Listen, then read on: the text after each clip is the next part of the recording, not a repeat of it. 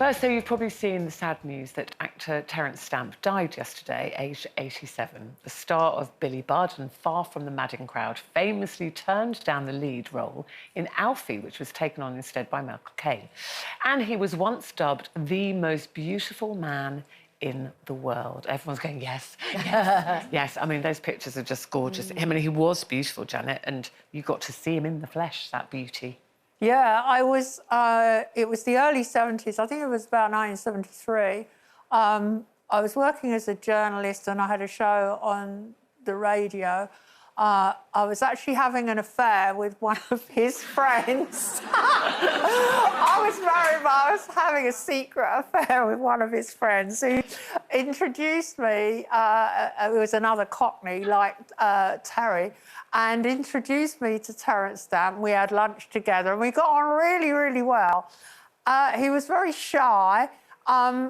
He wasn't an easy guy to talk to. Anyway, he was drop-dead gorgeous, as you can imagine. And he asked me if I'd have lunch with him the next week, and I had lunch with him. On your own, he asked you? Me and Terry Stamp had lunch. And I remember I was so excited, looking forward to it.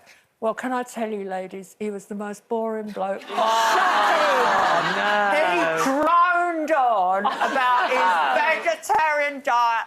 And the guy I was having an affair with had warned me. He went, Terry can be a bit of a bore, but, you know. Sorry to all Terry's relatives who are tuning in today. I don't think there are that many of them around now, darling.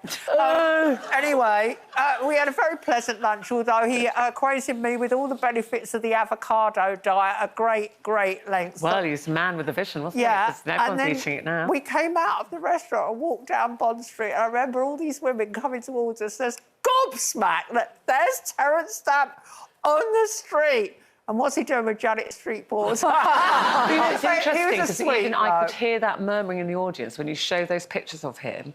And I find it really interesting that we can... Lots of men, you say, he's handsome, well, he's very good. Oh, he was astonishingly There are certain handsome. men where you go, oh, what a beautiful man. Yeah, and he Paul had... Newman was he that. had girlfriends like Julie Christie and the top model of the time, Jean Shrimpton, who were equally glamorous.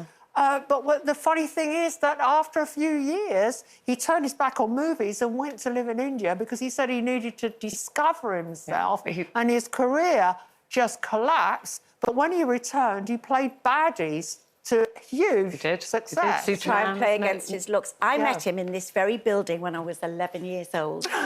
My godfather is the writer Ian Lefrene, who wrote The Likely Lads and Porridge and Alvida's I used to go to football with him occasionally. Did you? And he used to bring me and my sister down here and we'd go and watch the Likely Lads filming. Anyway, we'd then go to the BBC bar, which was just full of faces and everything. Yeah. And I remember we were 11 and he brought over Terence Stamp. And I didn't really know who Terence Stamp, the actor, was, but I just remember, you know, looking at my mum, who was suddenly going, hiya, Terry.